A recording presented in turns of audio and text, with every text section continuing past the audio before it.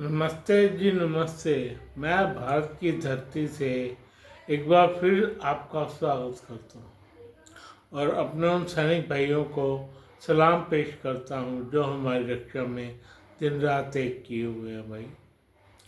और उन लोगों को सब्सक्राइब करने को कहता हूँ, लाइक करने को कहता हूँ जो लोग भी मुझे देखते हैं। भाई बात आज की ये है कि आज की मंत्रणा मेरी वैसे तो होने वाली थी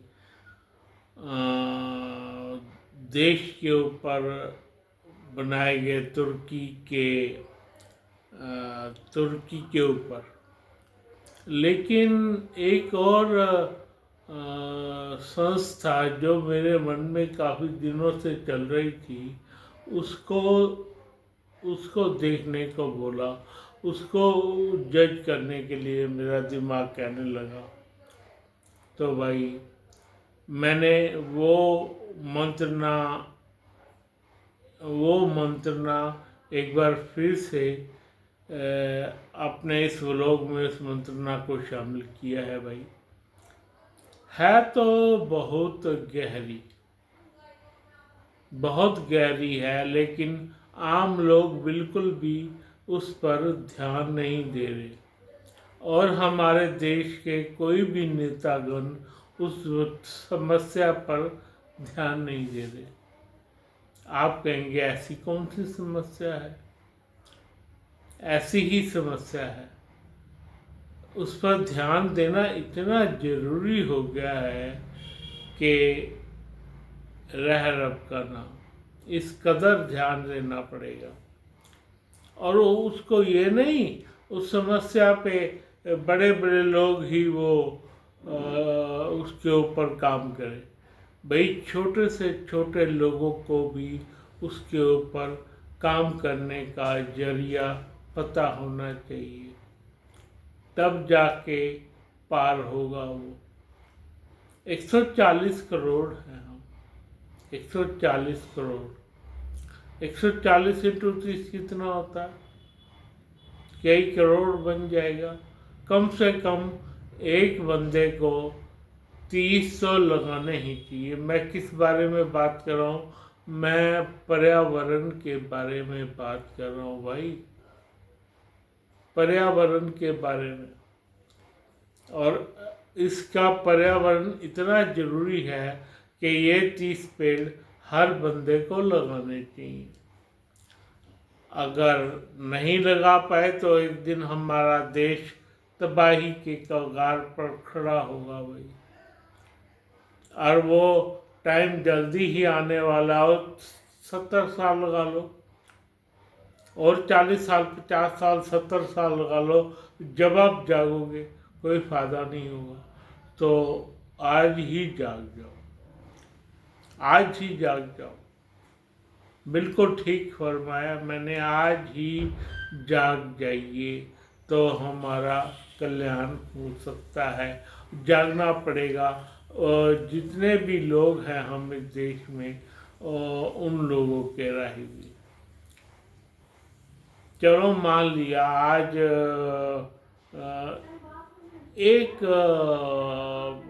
सीएम को हम ये काम देते हैं, मान लो योगी को काम दे दिया या हरियाणा के सीएम को दे दिया, लेकिन वो तो पेड़ लगाएंगे तो 1 2 3 पेड़ लगा देंगे।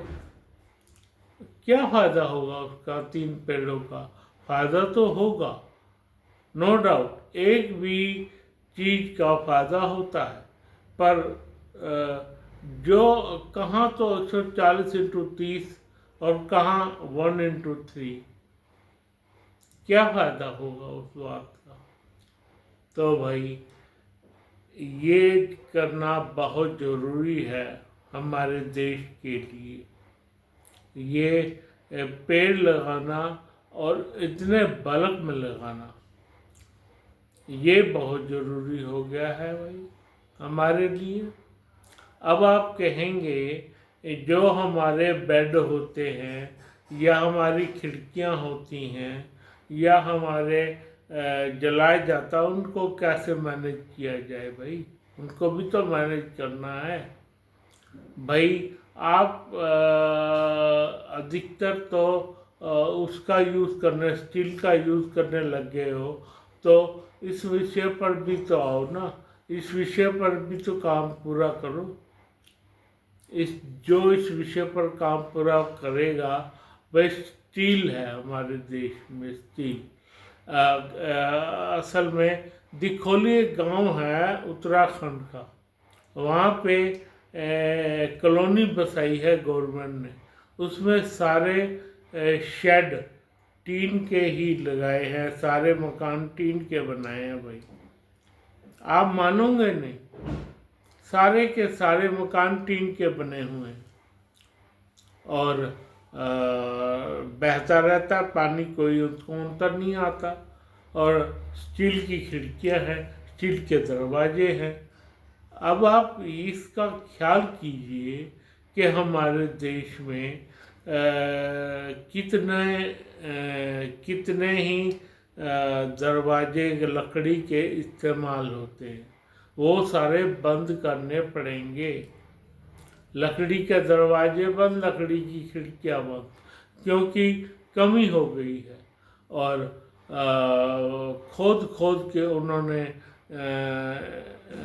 पूरी लकड़ी के दरवाजे और टीन के लकड़ी के दरवाजे और लकड़ी की खिड़कियों को ख़त्म के कगार पर पहुंचा दिया है भाई। जब ये ख़त्म के कगार पर होंगी तो क्या होगा? तो हमारे देश में हमें लकड़ी के दरवाज़ों को और लकड़ियों के दरवाज़ों को, खिड़कियों को हमें तिलांजलि देनी पड़ेगी, और ढंग से सारे के सारे पेड़ लगाने ही पड़ेंगे। इतने पेड़ लगाने हैं हमारे को। अब देखो, आपको आज मैं बात करता हूँ,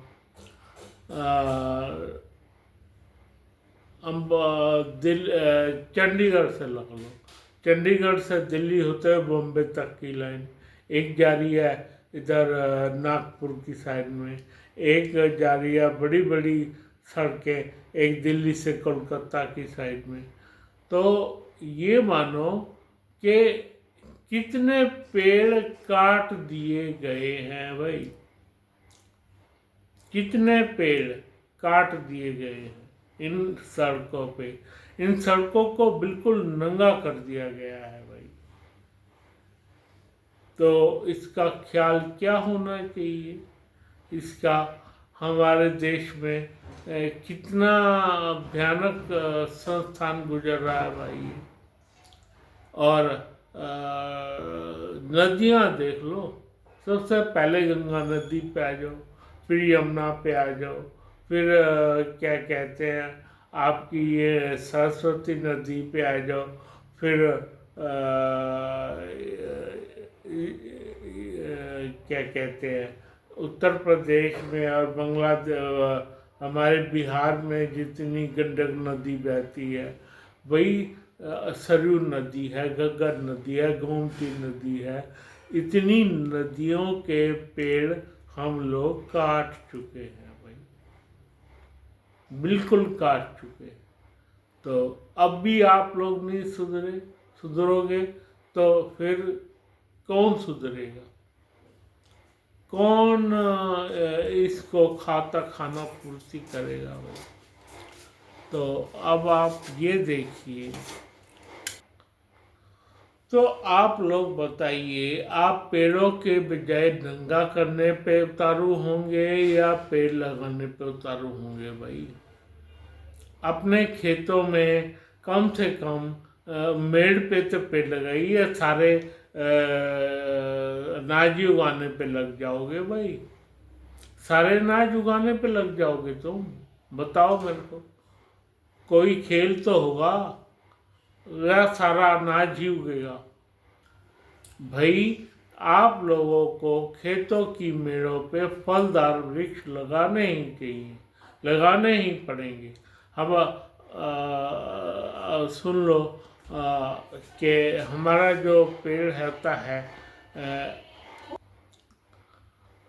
जो हमारा इस पर कार्यक्रम है, इस पर वही सबसे अच्छा कार्यक्रम है भाई।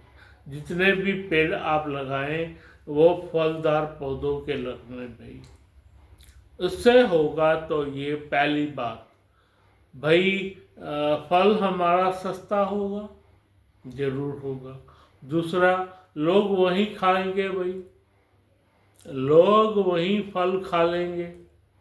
आम हो गया, अमरूद हो गया, केला हो गया, ये तीनों तो प्रचुर मात्रा में होते हैं ना, प्रचुर मात्रा में होते हैं, कोई भी तोड़ के खा सकता है इनको।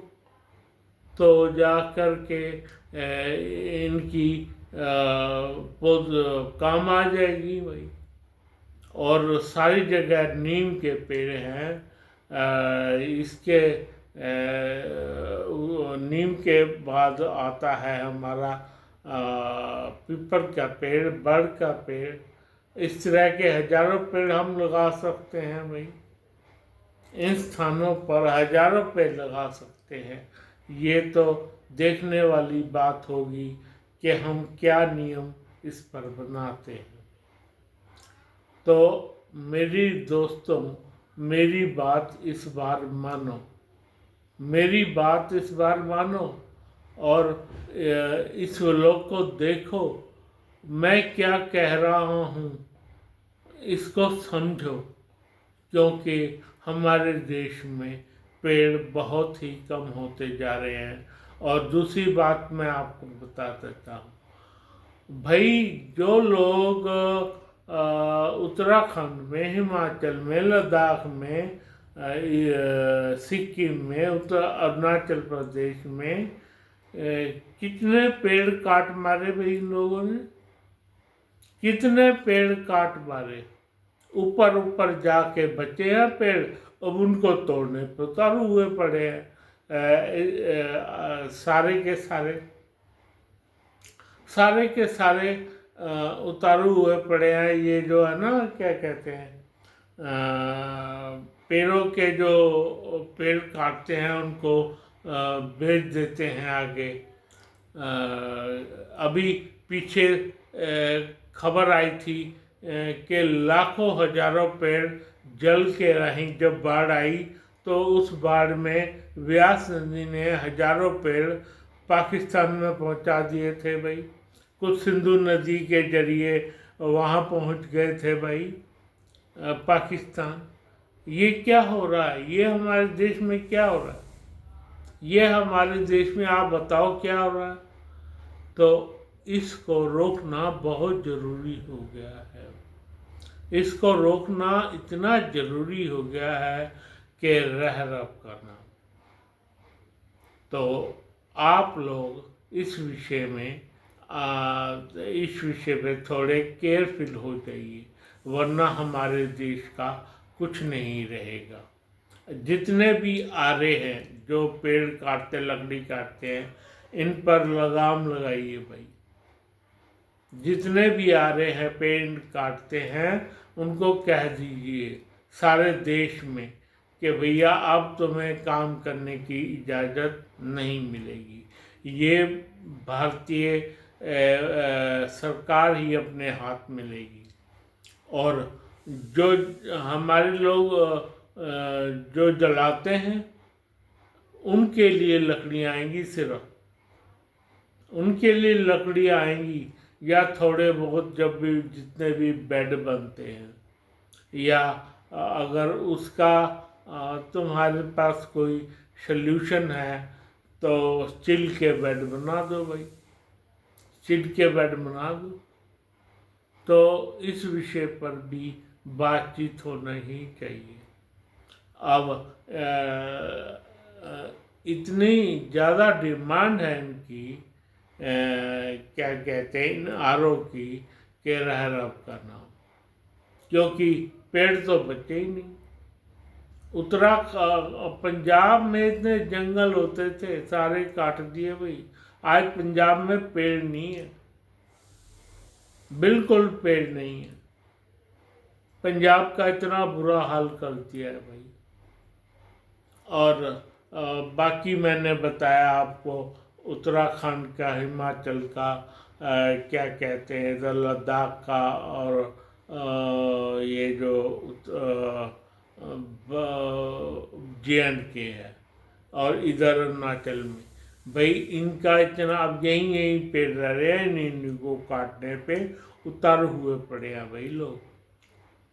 सिर्फ मनाली में पेड़ बचे हुए हैं बड़े बड़े, मनाली में पेड़ बड़े बड़े बचे हुए हैं, अभी भी बचे हुए हैं। तो इसको ध्यान करना बहुत जरूरी हो गया है भाई। इनका ध्यान करना, पेड़ों का, ऊंचे ऊंचे दरख्तों का हमें ध्यान करना बहुत हो गया है। और सारे के सारे जो बंदे पेड़ काटते हैं उनको रोका जाए भाई, वो किसी भी राही रोका जाए, चाहे उन पर जुर्माना लगाया जाए, चाहे उनको जेल की हवा खिलाई जाए, चाहे उनको पहले तो प्यार से मनाओ भाई, जाके कोई और धंधा करो। हिंदुस्तान में धंधा नहीं चलेगा, हिंदुस्तान का ये धंधा अब नहीं चल सकता। तो इस विषय पर आप लोग केयर कीजिए, मेरी तरफ से आप लोग केयर कीजिए इस विषय पर। बहुत ध्यान देने योग्य बात है ये। तो मैं आज का व्लॉग यहीं ख़त्म करता हूँ, और आशा है कि आप भी इस बात को समझेंगे, ज़रूर से ज़रूर समझेंगे। नहीं तो मैं तो पीछे पड़ ही चुका हूँ, और देखते हैं कहाँ तक बात पहुँचती है भाई। फिलहाल मैं अपने सैनिक भाइयों को प्रणाम करता हूँ और सलाम पेश करता हूँ, और आपको सब्सक्राइब और लाइक करने कहता हूँ। बगैर सब्सक्राइब किए मत जाइएगा, मत जाइएगा, मत जाइएगा। धन्यवाद, धन्यवाद, धन्यवाद।